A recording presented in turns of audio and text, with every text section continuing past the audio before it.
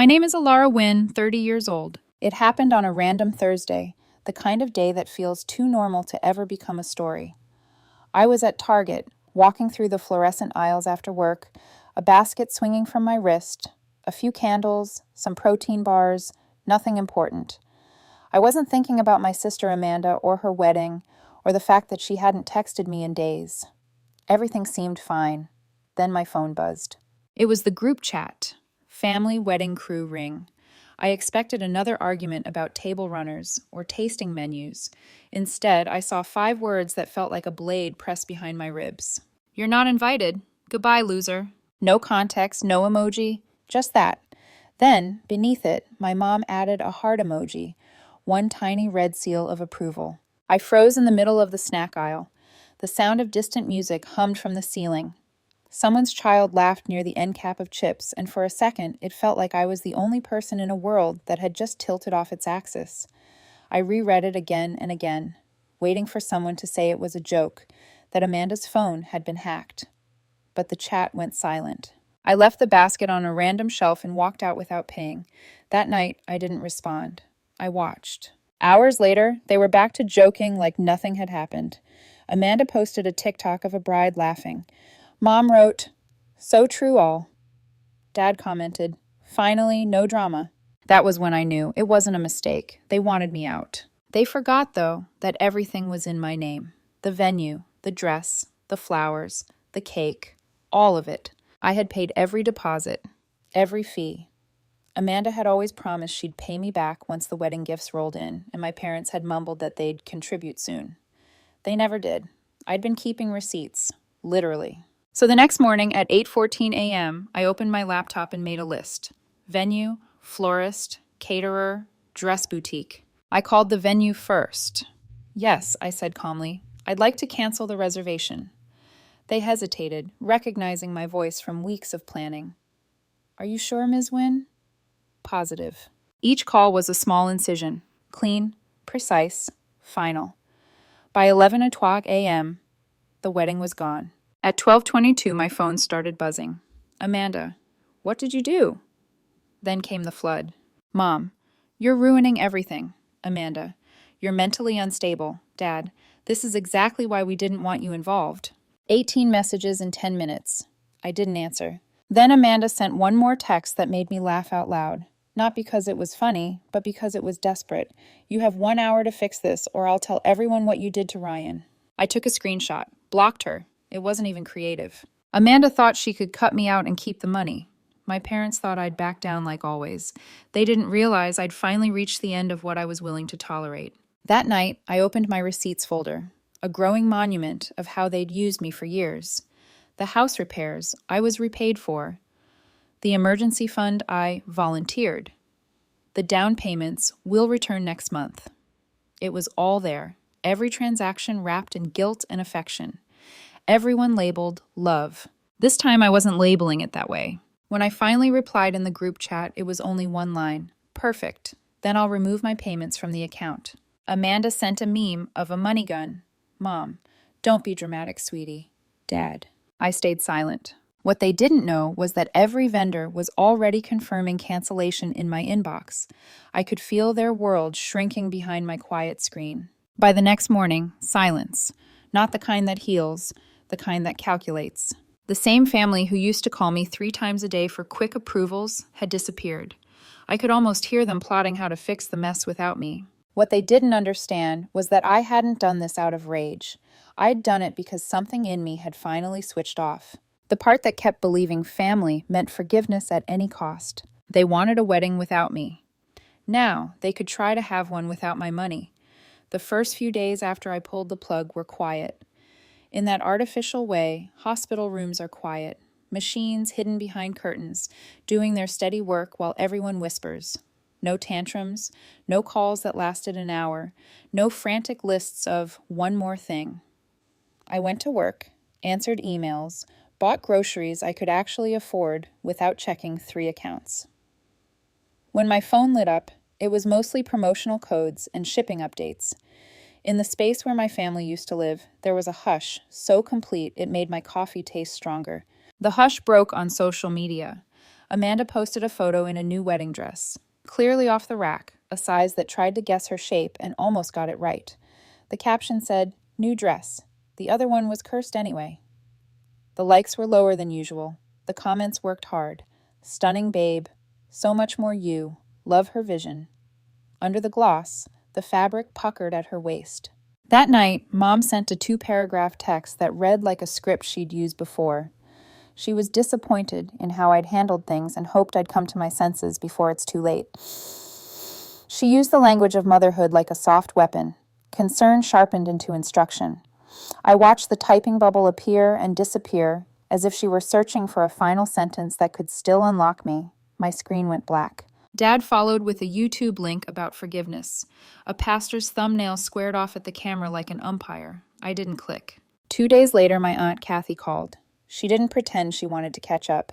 She breathed into the phone and said, "Your sister's telling people you had a breakdown, that you tried to ruin the wedding because you're jealous." She didn't believe it.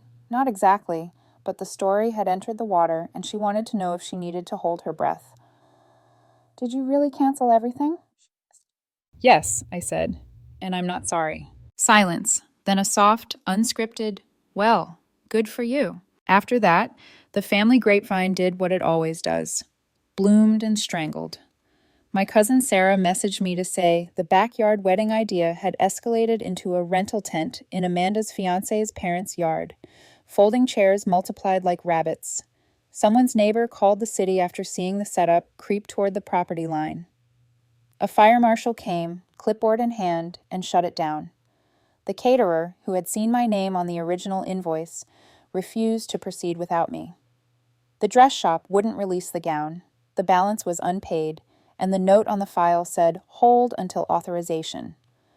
The florist, a woman who had once cried with us while choosing peonies over garden roses, replied to Amanda's email with a single sentence, "We will not be moving forward." Meanwhile, my phone lit up with numbers I didn't recognize. "Hey, heard you were stepping back to take care of yourself. So proud of you. If you need me to talk to Amanda, I can totally help smooth things over." Or, "So sorry about the drama. Weddings, right? I'm sure it's a misunderstanding." Or, my favorite, "I just want to hear your side before I respond." Respond to whom? To what? To the story that was making the rounds like a cold? I didn't answer any of them. Guilt in the morning, flattery in the afternoon, concern at night. The cycle ran like a 24-hour pharmacy. 3 days before the original wedding date, Mom showed up at my apartment. She rang the bell twice, then placed her palm on the door like she was feeling for a heartbeat. Through the peephole, I watched her fix her hair, check her reflection in her phone, and practice a face that said, "I'm not mad. I'm disappointed." I didn't open the door. She stayed 13 minutes, long enough for the neighbors to notice, not long enough to be embarrassing, then left. 10 minutes later, a text. "Please, just talk to us. This can still be fixed." The phrase, "still be fixed," floated in my mind like a label on a jar. You, the fix. Me, the fixer. That afternoon, a Venmo request arrived from Amanda. $7,800. No message, no context. Just a number standing there like a stranger at my gate. I declined it. 10 minutes later, another request arrived. Same amount. No words. I declined again and blocked her. I could feel the thread inside them snap. The realization that money had stopped being a faucet they could turn by reaching for my name. Around 6, the venue called. The woman's tone was careful, capable, like she was used to managing people who had the power to embarrass themselves. "Ms. Wynn," she said, "someone called today attempting to reverse the cancellation. They claim to be you. When we requested ID verification over email, they hung up. We've flagged your file." I thanked her. She didn't ask what was going on. Professionals recognize a family fire when the smoke billows under their office door. That night, Dad emailed me with the subject line, "Let's fix this." He offered a soft apology that read like it wanted something. Tensions were high. Words were impulsive. No one meant to hurt me, even though they had. Then he adjusted the camera angle. I needed to see the bigger picture. "You still have time to make this right," he wrote, as if the sequence of events had been a magic trick in which I sawed a woman in half and forgot how to put her back together. He ended with a vague promise to pay me back after the dust settles, which made me laugh out loud alone in my kitchen. There was no dust, there was wreckage. By morning, Amanda's Instagram story appeared. A black and white selfie, no makeup, a mug cradled like a prop in a sorrow play. Across the image, the worst kind of betrayal comes from the ones closest to you. She didn't tag me. She didn't have to. By noon, my inbox looked like a community bulletin board. Old college friends surfaced with carefully neutral sentences. Distant cousins used emojis like life preservers tossed from a deck they weren't sure was sinking. Just wanted to check on you. People are talking. Is there anything I can do? There was a time when I would have replied with jokes, softened the edges with reason. I watched the messages turn gray and disappear down the thread. The insiders kept calling it in. Sarah phoned from her car, whispering like she was transferring state secrets. The backyard plan was dead. The caterer had blacklisted Amanda's name after she tried to use my old invoice as proof of an existing account. The dress shop refused to release the gown. No one had the money to free it, and Ryan, her fiancé, was wobbling. He'd told a groomsman, "If this is what marrying her family looks like, maybe I need to rethink things." Then came the message that stitched all the separate fabrics into one large, unforgiving quilt. It popped up in the group chat I had never left. Maybe they forgot, maybe they didn't care, maybe they imagined I was too ashamed to watch. "Mom, we can't do this without her. It's not possible, Amanda." Amanda: "So what, we just beg her?" Dad: "We offer to pay her back. She'll come around. She always does." That line, the one he didn't know how to keep inside his head, stuck to me like ash. She always does. Not she will, not we hope, but an old habit stated like a natural law, like gravity, like rain falls, night returns, Ilara pays. I set my phone down and pressed my thumb against the countertop, counting the grooves in the marble like I could etch a new rule with pressure alone. My heart didn't race. It didn't even lift. It lowered into something steady, a weight that fit the shape of my chest. They had said it out loud now, not that they loved me, not that they missed me, not that they were sorry, only that the machine couldn't run without fuel, and I had been the fuel for years. That evening, I took a walk. A wind moved down my street, flipping leaves onto their pale bellies. A father taught a child to ride a bike, running behind with one hand on the seat until the wobbling smoothed, and he let go. I stood at the corner and watched the kid pedal forward, the father jogging a few more steps than necessary because letting go, once you've started, is a habit you have to teach your body. I thought about all the times I'd kept a hand on the family bike, steadying what wasn't mine to ride. When I got home, I turned off my ringer. I made dinner. I washed the same plate I always wash. In the quiet, I could almost hear the distance gathering itself like a storm deciding where to break. I didn't know from which direction it would come, only that it would arrive intentionally, like a knock you could never mistake for a neighbor's. And somewhere past midnight, the house settled, wood, nails, air, into the shape it was going to keep. They needed me, not as a sister, as a solution. The admission didn't hurt, it clarified. I went to bed with my phone face down, the old dynamic laid out like a map I wasn't taking with me. In the morning, there would be another post, another request, another invented angle. The pattern was merciless and boring both. I had broken my side of it. They were learning how to live in the space I left. I fell asleep knowing the hush wouldn't hold. A deliberate knock would come. It came 2 nights before what would have been the wedding rehearsal. A knock at 6:42 p.m., slow and deliberate, the kind of knock that knows it has a right to be heard. I was in the kitchen, the hum of the refrigerator masking my hesitation. When I looked through the peephole, I froze. Amanda. She looked nothing like herself. Her hair was damp and uncombed, her eyeliner smeared like storm residue. In one hand, she held a plastic grocery bag. I didn't open the door. I just stood there, watching.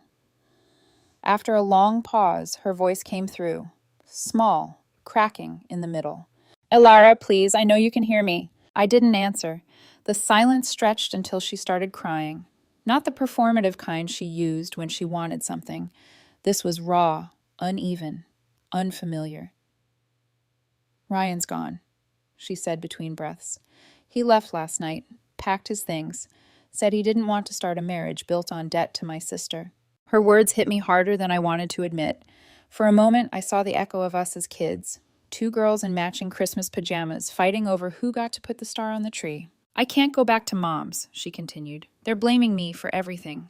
That made me pause. Slowly, I unlatched the door halfway. Amanda's eyes were red and swollen, her posture smaller, like someone deflated from the inside. Without a word, she held out the grocery bag. Inside was a thick stack of envelopes bound by a rubber band, receipts, contracts, handwritten notes, my handwriting. She swallowed before speaking. Mom found these in her drawer, said they prove you aren't owed anything, that you kept everything for control. I felt my stomach tighten. But, Amanda's voice trembled. When I opened them, I realized something. Most of the payments I thought Mom and Dad made, they were fake duplicates. You paid for everything. She looked up, eyes brimming.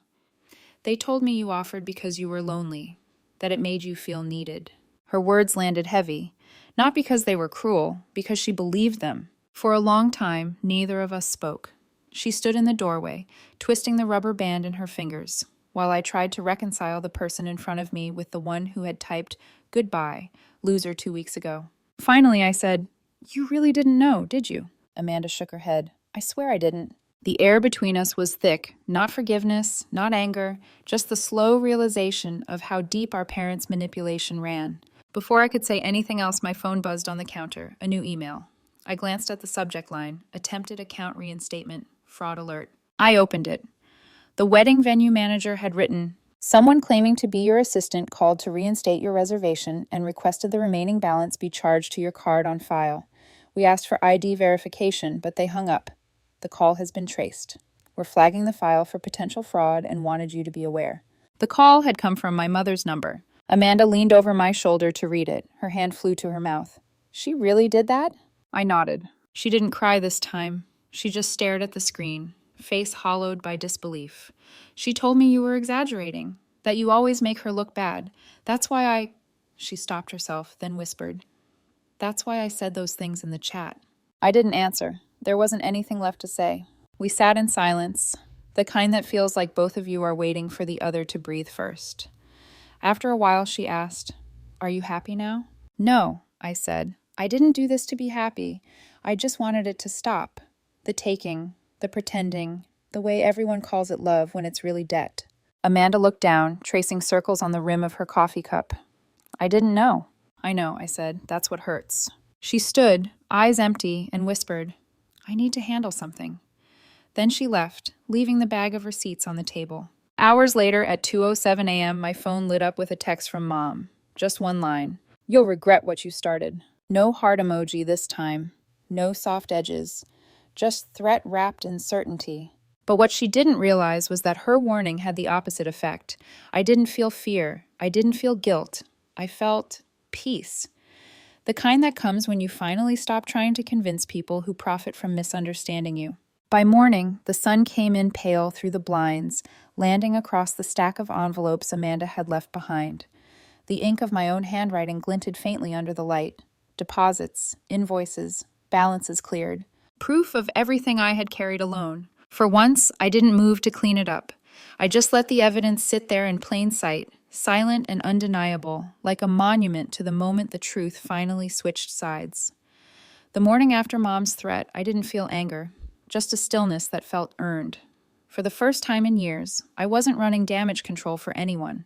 No lists, no emergency payments, no whispered calls from my mother at midnight about temporary setbacks. Just quiet. At 12:08 p.m., Amanda called. I let it ring once, then answered. Her voice was tired. No venom, no theatrics.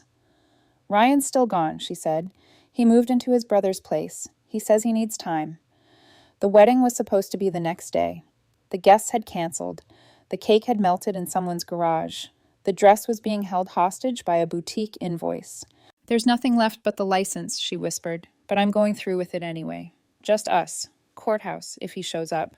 She paused. "I don't want anything else. No flowers, no music, no guests. I just need it done." Then came the part she'd rehearsed. "I need to ask you for something.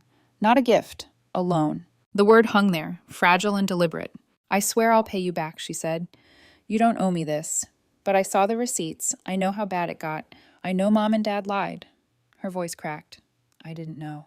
I didn't say yes. I didn't say no. I just told her, send me the number. An hour later, it came through in a text. $2,600.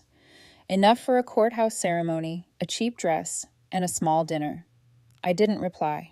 That night, I opened my laptop and began typing. Not an apology, not a reconciliation, a contract. Loan agreement between Ilara Wynn and Amanda Collins. Principal, $2,600.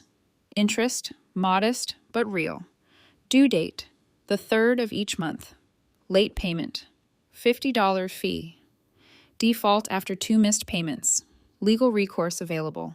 I wrote it with the precision of someone cataloging her own boundaries for the first time. At noon the next day, we met at a diner halfway between my apartment and her temporary crash space, a neutral zone where no family ghosts lingered in the wallpaper. Amanda came in wearing a hoodie and no makeup, her hair pulled into a lopsided bun. She looked smaller than the world she used to occupy. I slid the papers across the table. Read every page, I said. She did, carefully. No objections, no jokes about how cold I'd become. Just pen on paper, her signature curling at the end like a final apology she couldn't say out loud. When she pushed the papers back, I pulled out my phone and wired the money right there. The transfer confirmation chimed softly between us. She didn't say thank you. She just nodded, folded the contract, and tucked it into her purse like a fragile truce. The courthouse ceremony happened the next morning. Ryan showed up. Barely. They didn't post anything. The only reason I knew it happened was because our Aunt Lisa forwarded me a blurry photo Amanda had texted her with the caption, "We did it. Please don't ask questions." 2 days later, an invitation arrived in my inbox. Not printed, emailed. A celebration dinner at a small local restaurant.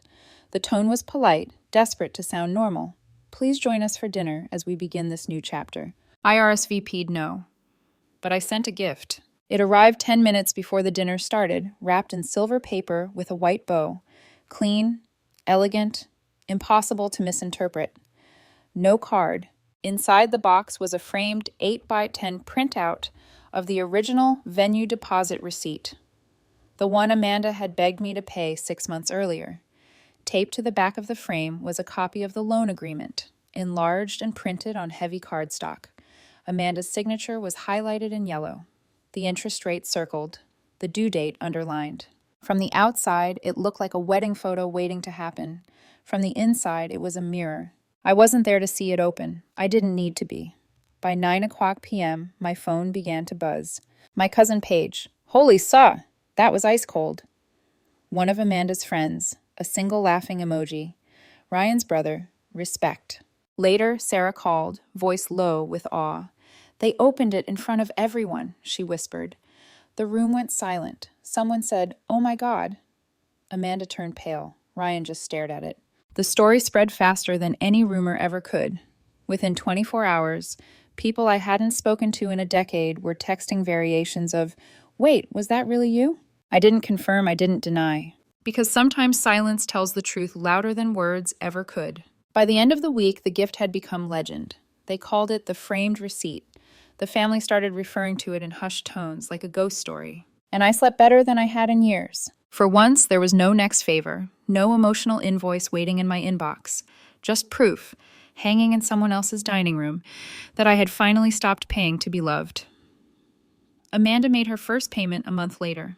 Exactly on the 3rd, $237.65.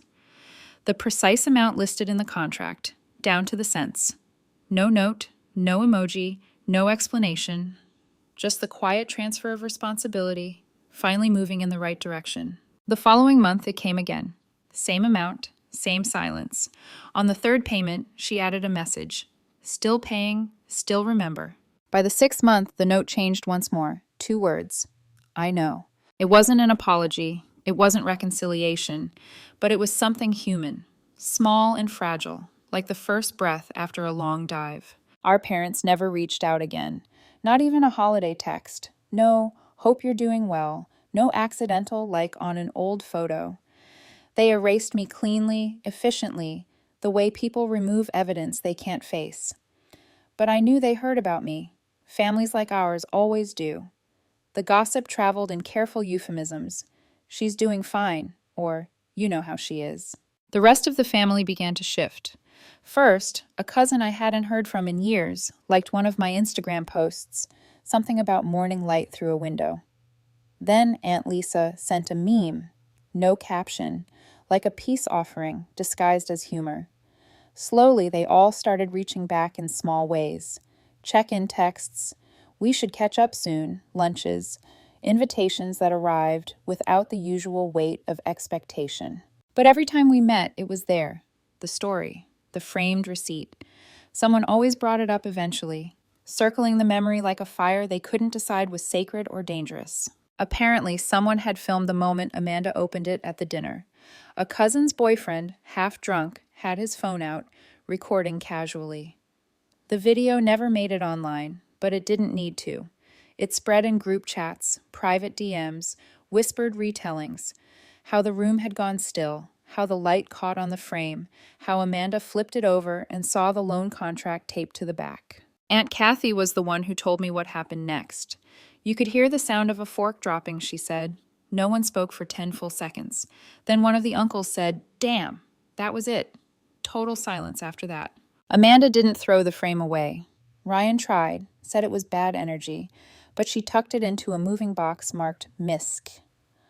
When they moved into their new apartment, my cousin Paige swore she saw it again, still wrapped in the same silver paper, sitting on the closet shelf.